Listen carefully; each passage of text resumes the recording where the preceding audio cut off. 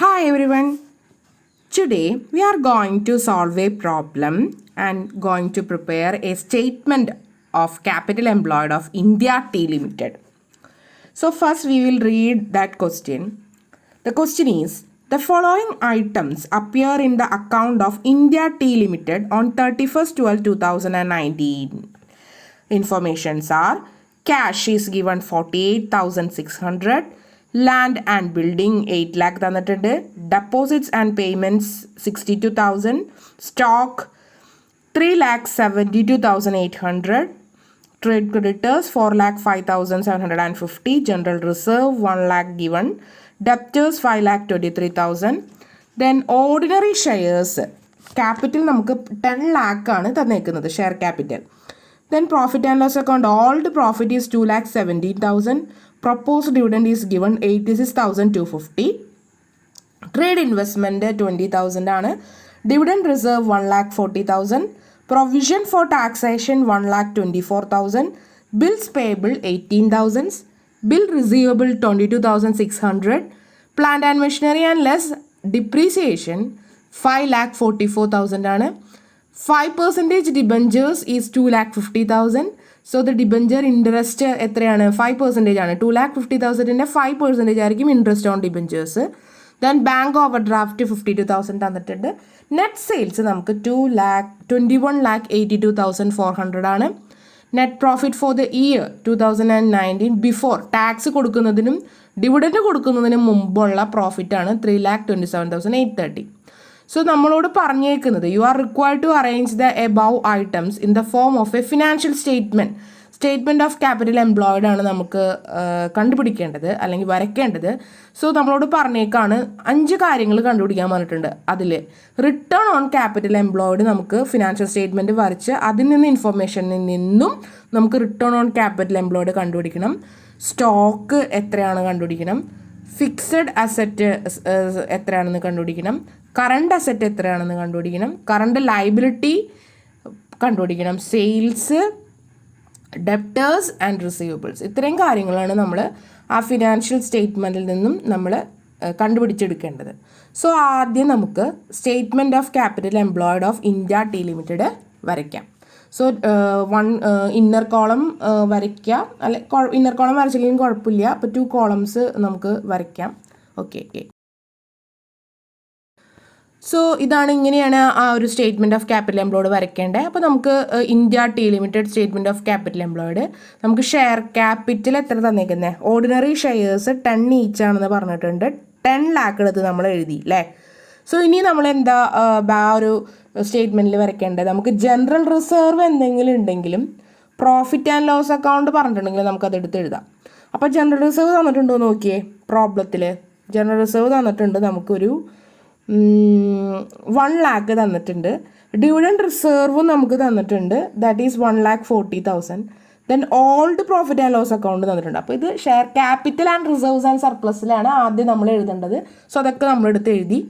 So നമ്മുടെ share holders fund, അതായത് എത്രത്തോളം നെറ്റ് വർത്താണ് ഷെയർ ഹോൾഡേഴ്സിനുള്ളത് ആക്ച്വലി ആ ഇന്ത്യ ടീ ലിമിറ്റഡിൽ, ദാറ്റ് ഈസ് അപ്പോൾ നമുക്ക് ടോട്ടൽ ചെയ്ത് ഷെയർ ക്യാപിറ്റലും ജനറൽ റിസർവും ഡിവിഡൻഡ് റിസർവും പ്രോഫിറ്റ് ആൻഡ് ലോസ് അക്കൗണ്ടും കൂടി കൂട്ടിക്കഴിഞ്ഞാൽ വി ഗോട്ട് 14,57,000. അതാണ് നമ്മുടെ ഷെയർ ഹോൾഡേഴ്സിൻ്റെ ഫണ്ട്. ദെൻ അതിനുശേഷം നമുക്ക് ഡിബഞ്ചേഴ്സും കൂടി ആഡ് ചെയ്താൽ നമുക്ക് ക്യാപിറ്റൽ എംപ്ലോയിഡ് കിട്ടും. സോ ഡിബഞ്ചേഴ്സ് നമ്മളോട് പറഞ്ഞിട്ടുണ്ട് 2,50,000. So capital employed is 17,07,000. So ഇത്രയും വരെ നിങ്ങൾക്ക് പക്കാ ക്ലിയർ ആണെന്ന് വിചാരിക്കുന്നു. ദെൻ അടുത്തത് നമുക്ക് ഇൻവെസ്റ്റ്മെൻറ്റ് ഓഫ് ഫണ്ട്സ് കണ്ടുപിടിക്കാം. ഇൻവെസ്റ്റ്മെൻറ്റ് ഫണ്ട് എങ്ങനെയാണ് ഇൻവെസ്റ്റ് ചെയ്തേക്കുന്നത്, നമുക്ക് നോൺ കറണ്ട് അസറ്റും കറണ്ട് ലയബിലിറ്റിയും സെപ്പറേറ്റ് ഹെഡായിട്ട് കാണിക്കണം. സോ നോൺ കറണ്ട് അസറ്റ് അഥവാ ഫിക്സഡ് അസറ്റ്സ് എന്തൊക്കെയാണ് തന്നേക്കുന്നത്, 2 ഐറ്റംസ് തന്നിട്ടുള്ളൂ. ഒന്ന് ലാൻഡ് ആൻഡ് ബിൽഡിങ്ങും മറ്റൊന്ന് പ്ലാന്റ് ആൻഡ് മെഷീനറിയും. സോ ലാൻഡ് ആൻഡ് ബിൽഡിംഗ് നമുക്ക് എത്ര വന്നേക്കുന്നത്, land and building that is 8 lakh വന്നിട്ടുണ്ട്, അതെടുത്ത് എഴുതി. Plant and machinery after depreciation ആണ് തന്നേക്കുന്നത് 5,44,000. സോ നമ്മുടെ ടോട്ടൽ ഫിക്സഡ് അസറ്റ് അഥവാ നോൺ കറണ്ട് അസറ്റ് എന്ന് പറഞ്ഞു കഴിഞ്ഞാൽ that is 13,44,000. Am I correct? Then trade investment തന്നിട്ടുണ്ട്, that is also considered as non current asset not fixed asset, അതുകൊണ്ടാണ് separate കാണിച്ചേക്കുന്നത്. സോ ട്രേഡ് ഇൻവെസ്റ്റ്മെൻറ്റ് നമുക്ക് എത്രയാണ്, that is 20,000. So we got non-current asset.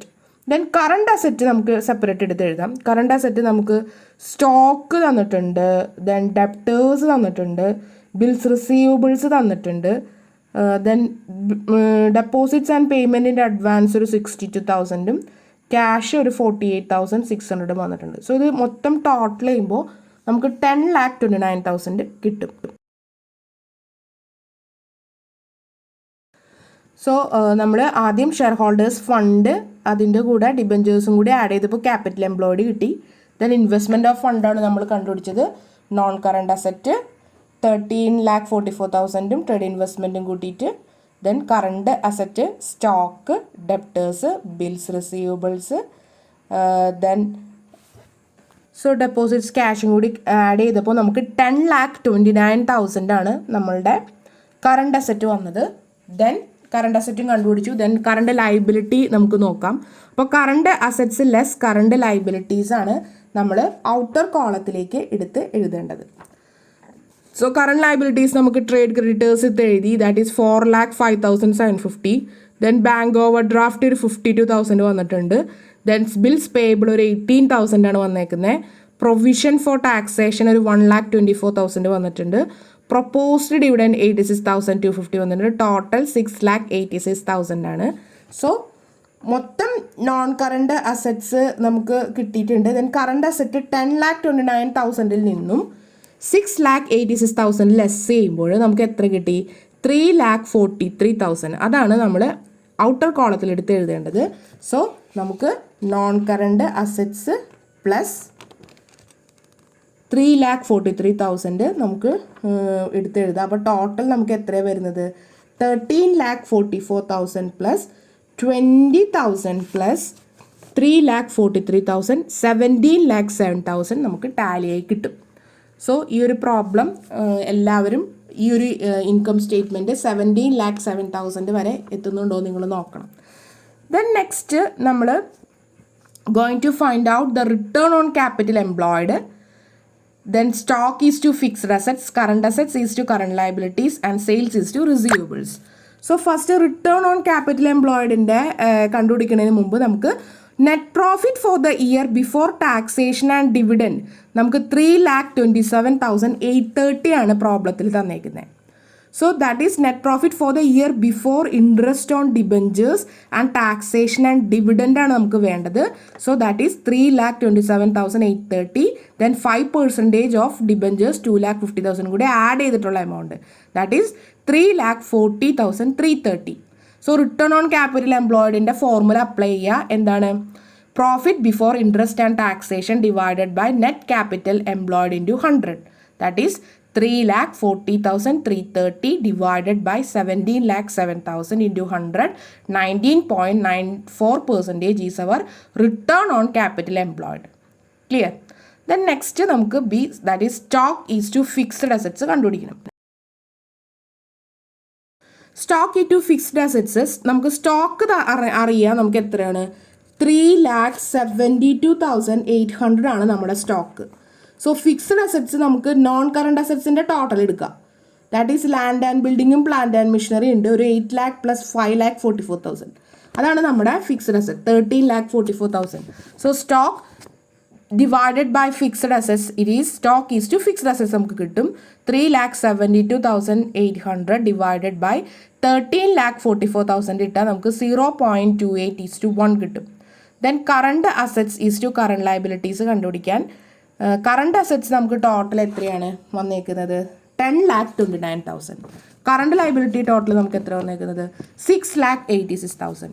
So 10,29,000 divided by 6,86,000 1.5:1 ആണ് നമ്മുടെ ratio current assets is to current liability. Clear? Then last one sales is to receivables കണ്ടുപിടിക്കാൻ sales divided by debtors plus bills receivable. നമ്മുടെ sales നമുക്ക് പ്രോബ്ലത്തിൽ തന്നിട്ടുണ്ട് എത്രയാണെന്നുള്ളത് 21,82,400. Debtors എടുക്കുക 5,23,000 plus 22,600 is equal to 4:1 ആണ് നമ്മളുടെ sales is to receivable. So return on capital employed formula is profit before interest and taxation divided by net capital employed.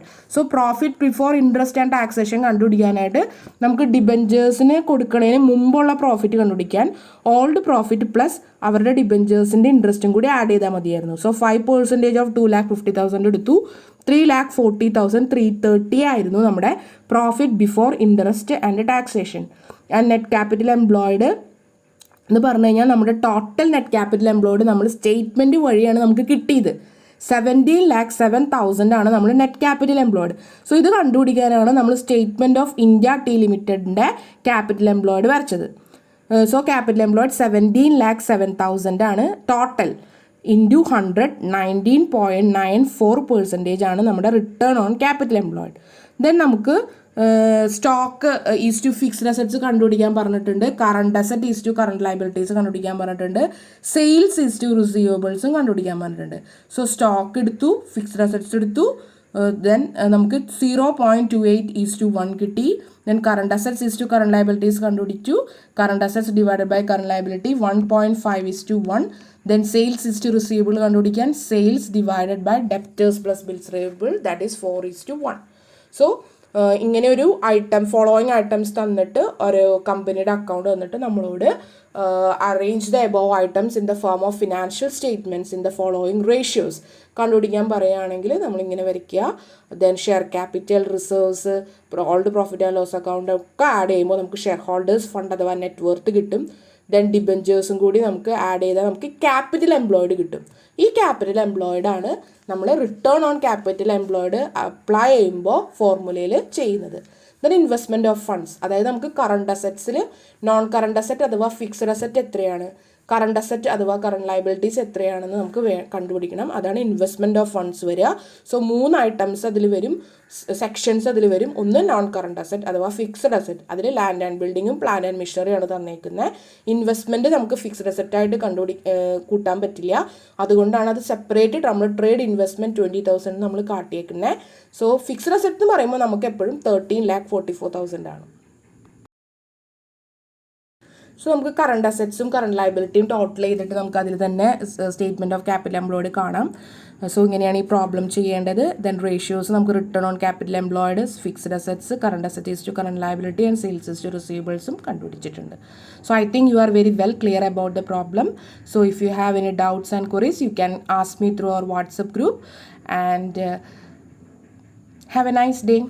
Thank you all.